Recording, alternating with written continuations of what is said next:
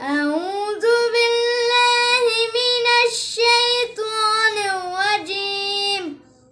بسم الله الرحمن الرحيم.